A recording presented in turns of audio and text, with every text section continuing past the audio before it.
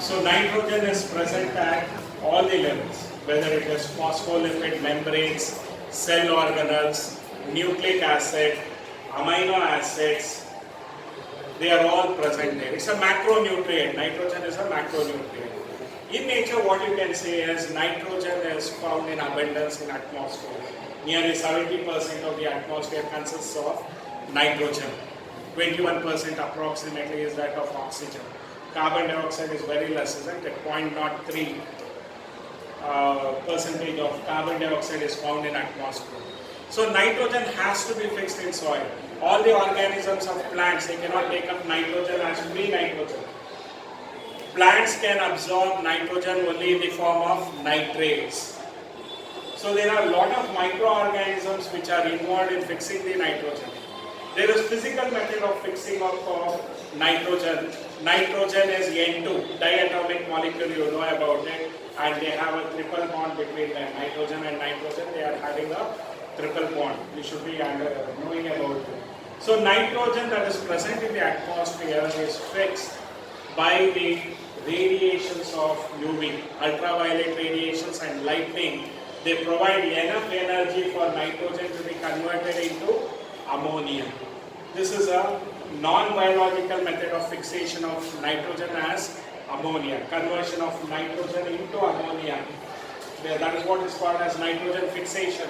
The process of conversion of nitrogen into ammonia, we call it as nitrogen fixation. Now they are also done by biological organisms. I am just giving you a summary. Biological organisms, some of them are free-living organisms which are found in the soil. Okay, like Anabina, Nostoc, okay, Rhodospirillum. They are all going to fix nitrogen as ammonium ions. They are found free-living organisms. This is biological nitrogen biological nitrogen fixation that I am talking about. But by soil organisms which are free-living, they are not found in symbiotic association with leguminous plants. You know that leguminous plants, when you remove the plant and observe the root nodules you can notice where there is a symbiotic association of rhizobium bacteria. It can also be Frankia. Frankia is also there. Prokaryotes are specialized in fixing this atmospheric nitrogen into soil as ammonium ions. Ammonia is later converted into nitrite. Nitrite is converted into nitrate. All those processes will be going across in a very simple process. In the soil, there are also microorganisms which break down nitrate into ammonia and ammonia into nitrogen, which are liberated. This process we call it as denitrification process. Now you should understand the biological nitrogen fixation takes place by non-symbiotic method as well as by symbiotic method. Symbiotic method includes the prokaryotes like bacteria are all placed under prokaryotes, you know about them. Rhizobium bacteria and Frankia, they are involved in biological nitrogen fixation.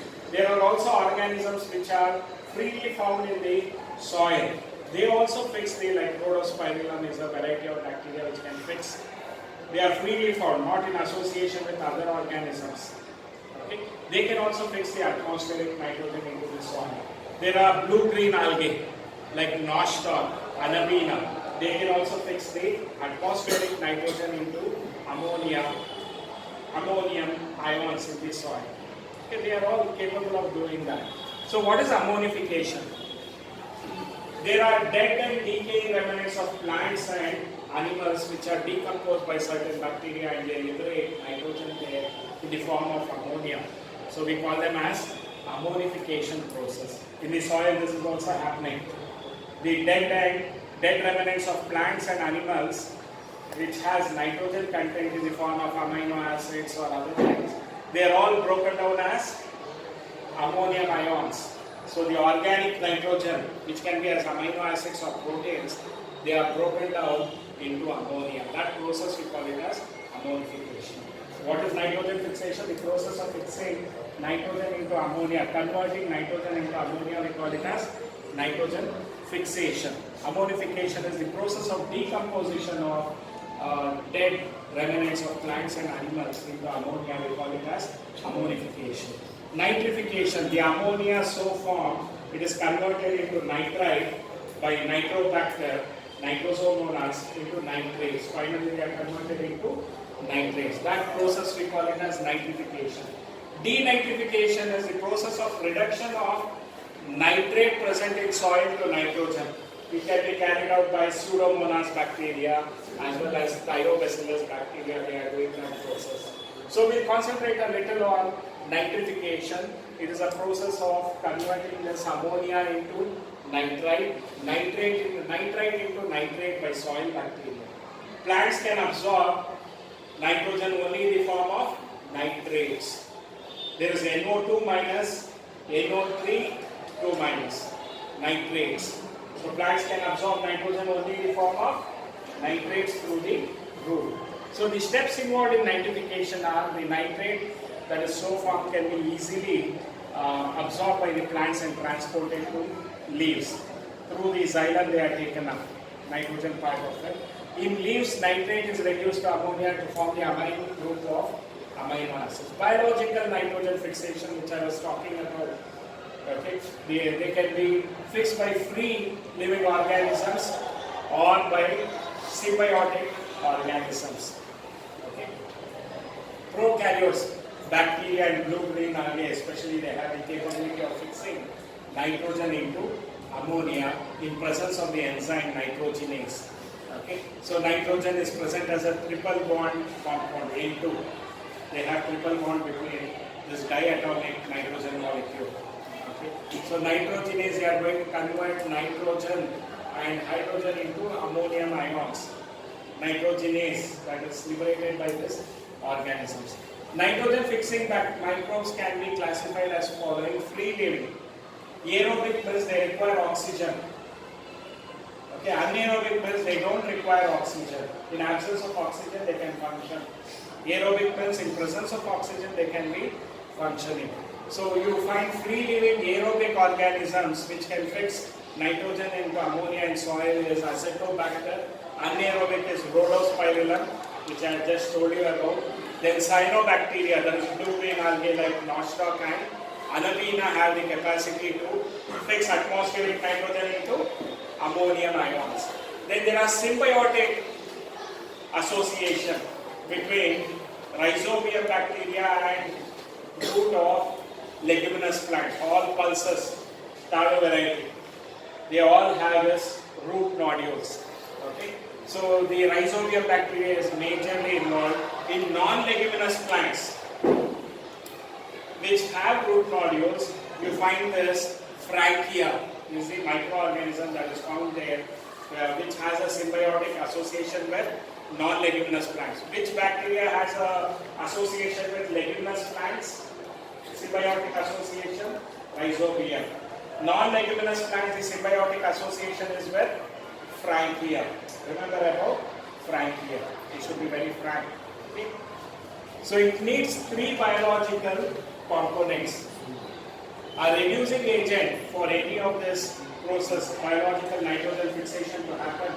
So they require a reducing agent to transfer hydrogen atom to dinitrogen atom so that they become ammonium ions. See, for nitrogen, how do you convert it to ammonia? By reduction process. What is reduction? Addition of hydrogen or removal of oxygen. That is what is definition of reduction. There is also one more definition for reduction. Reduction is gain of electrons. Reduction, you can define it as addition of hydrogen or removal of oxygen. You can also have one more definition. It is gain of electrons. Reduction is gain of electrons. Okay. So reducing agent is required to convert nitrogen into ammonium ions. So ATP is required to provide the energy that they require. Excess of energy is required for that. Nearly 16 ATPs are involved in the process. And they also require enzyme system like nitrogenase enzyme, okay, molybdenum, ferrous protein and lead hemoglobin. So what is lead hemoglobin? Lead stands for leguminous. Hemoglobin you already know. Respiratory pigment in human blood. But here it is different. It is pinkish in color or reddish in color. When you take a section of root nodules, you can notice at the center a pinkish or reddish colored region where they will be having this leg hemoglobin, leguminous hemoglobin. So they function as an oxygen scavenger. Leg hemoglobin as an oxygen scavenger. They eat oxygen so that they can promote reduction. If oxygen is there, it promotes oxidation, isn't it? So leg hemoglobin is an oxygen scavenger. Remember, for 1 mark questions, for NEET questions, it is an oxygen scavenger and protects the nitrogenase enzymes from oxygen. Okay, it eats up the oxygen, leg hemoglobin. Remember about that. See, this is the overall reaction for formation of ammonia. Dinitrogen plus 8 electron plus 16 ATP. ATP is source of energy. ATP breaks down as ADP. So you can see that when ATP breaks down as ADP and 16 inorganic phosphate, they release the energy. That energy is utilized for combination of nitrogen with hydrogen to form ammonia.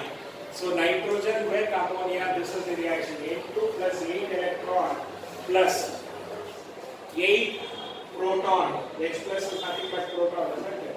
Plus 16 ATP. ATP is source of energy. ATP breaks down to form ADP and inorganic phosphate.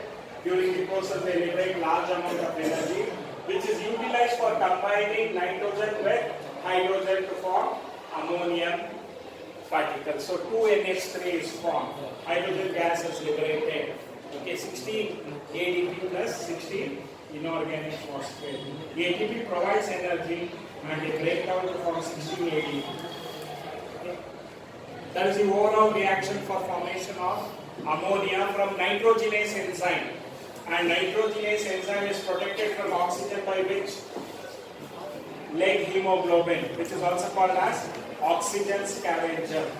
Because oxygen is not there, they undergo reduction. They don't undergo any oxidation process. So this is the next step that you can just observe this diagram. See, there are soil particles, root hair is there, and within the soil there is rhizobium bacteria also. How do they form these root nodules? We have to understand that process. The rhizobium bacteria, they are going to come towards this root hairs which are having some vulnerabilities. That is, they have some damage or other things in the root hairs. So they accumulate around those root hairs. And this root hairs is made to curve. By this activity of rhizobium bacteria, the root hair curves. Okay, and they are engulfed by this, they form a hook-like structure and they are engulfed by this rhizobium bacteria. The rhizobium bacteria, now they are going to infect this root hair and they enter inside the leguminous plant. Root hair to, where will they enter? Epiblema. From epiblema they will enter into the cortex. From cortex they will enter into the pericycle. So they are going to induce the pericycle and cortex to produce a mass of tissue which looks like a swelling. That is nothing but the mature nodule. So inner cortex and pericycle cells undergo cell division and they form a mass of tissue which is a swollen structure like which we call it as root nodules. So the mature nodule, this is how they look. This is how the mature nodule looks. Okay. So root hair, you can now go through the process. Root hair, it comes in contact with rhizobium. So the root hair becomes curved and deformed due to the chemical activity of rhizobium bacteria. The plant is going to form an infection thread which grows inside and delivers this rhizobium bacteria to the cortical tissue. Okay. Bacteria produces cytokinin, which is a plant hormone we'll be discussing later on. So they produce the cytokinin and auxins, they are hormones which is produced by the plant to stimulate cell division and enlarge to form nodules. Nodules form contact with vascular tissues of the host plant. So the rhizobium bacteria requires nutrients. Where are they getting it from? The vascular tissues of the host plants, they are getting the nutrients. What is the rhizobium doing there? They are helping to fix the atmospheric nitrogen into ammonia, and which will be later converted into non-toxic form, the nitrate form. Okay.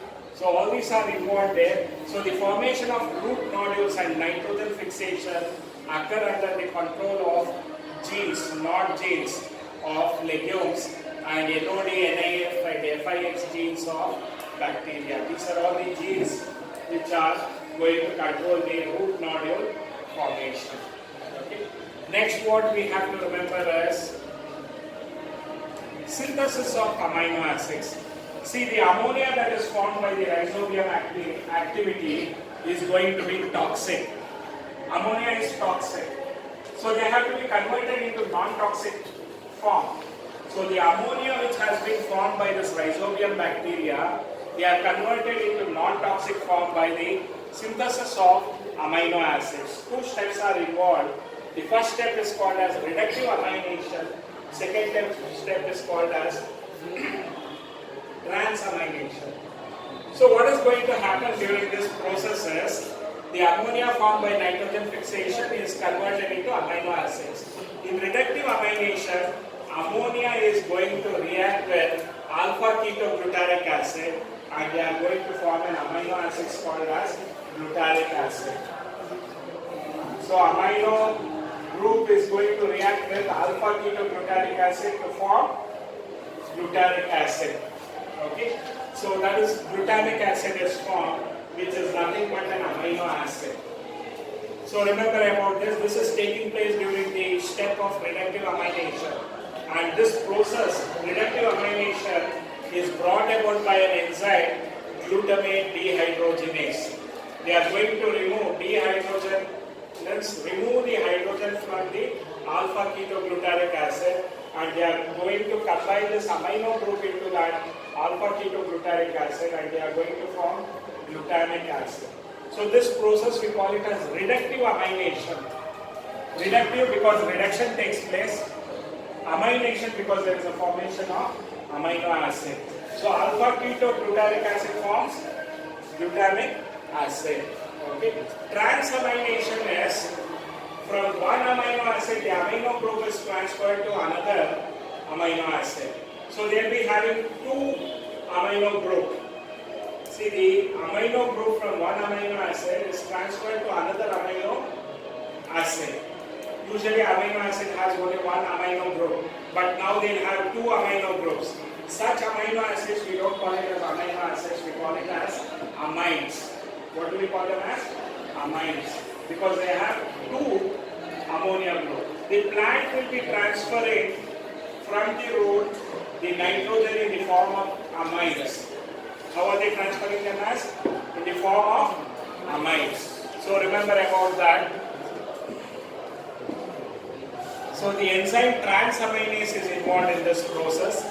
So amines, how are they going to form? By replacing the OH of this amino acid, amino group enters in place of OH group of amino acid. So now they have two amino groups. Such amino acids we call them as amines. The plants are going to transfer them in the form of amines.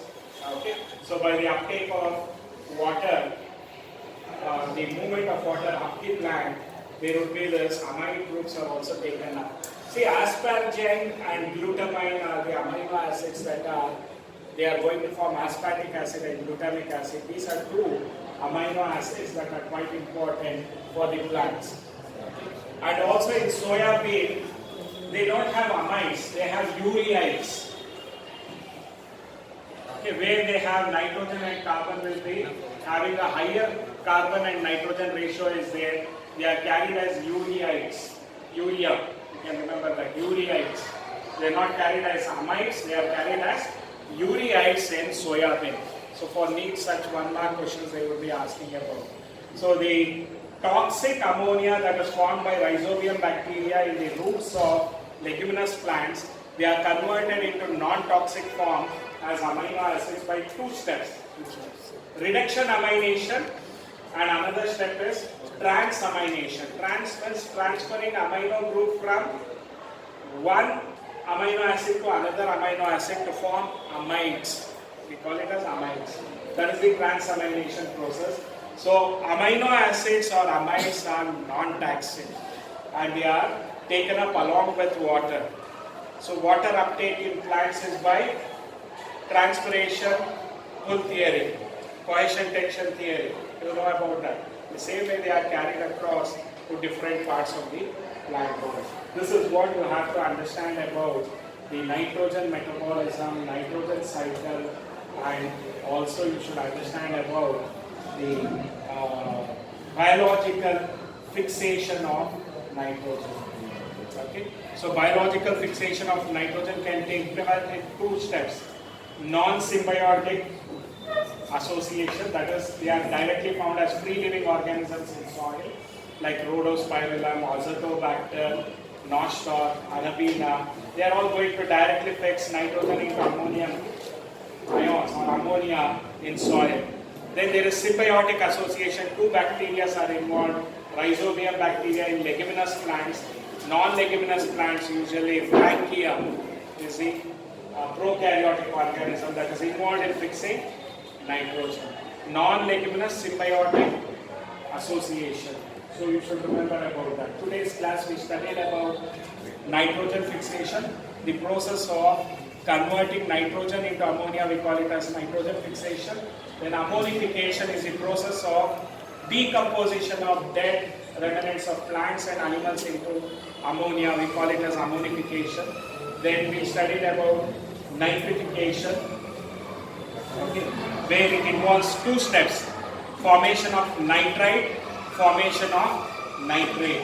So formation of nitrite is by nitrobacter, formation of nitrate is by the activity of nitrosomonas. Nitrite is NO2, 2 minus, nitrate is NO3, 2 minus, nitrate. Plants can absorb nitrogen only in the form of nitrates or amides or ureas. You should know about that.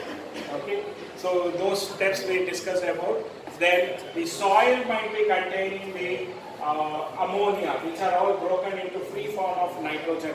That process of breaking down of ammonia into nitrogen and releasing nitrogen into the atmosphere, we call it as denitrification process.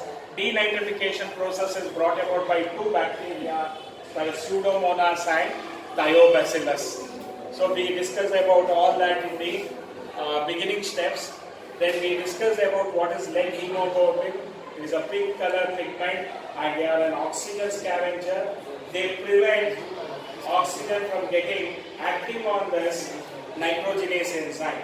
Or else if lead hemoglobin is not there, oxygen acts on this nitrogenase enzymes and they deactivate them.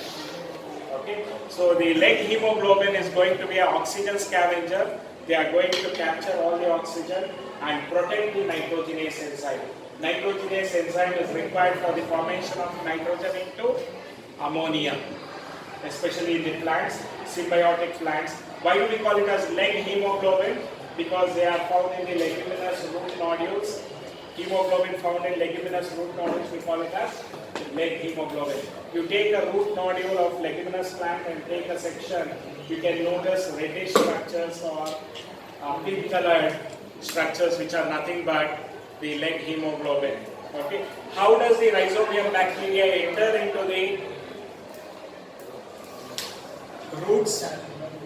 We have told about that, wherein in the soil the rhizobium bacteria are going to engulf the vulnerable root hair, and this root hair, by the chemical activity of this rhizobium, the root hair of the plant, they curve and form hook-like structure. Okay, and now there is a infection thread. Through this thread, they enter into the root hair of the leguminous plant. From the root hair, they enter into the epiblema or epidermis. From epidermis, they enter into the cortex and the pericycle. The cortex and pericycle are made to liberate auxins and cytokinins by this rhizobium bacteria, because of which there is a cell division and multiplication of pericycle cells and cortical cells. That results in a mass of tissue which we call it as nodules. Okay, nodules will be having the rhizobium bacteria. Now they are going to fix the atmospheric nitrogen into ammonia ammonia is toxic. So they are converted into non-toxic form by two processes called as reduction amination and transamination process. So which we have discussed about. That completes your topic of mineral nutrition and nitrogen cycle.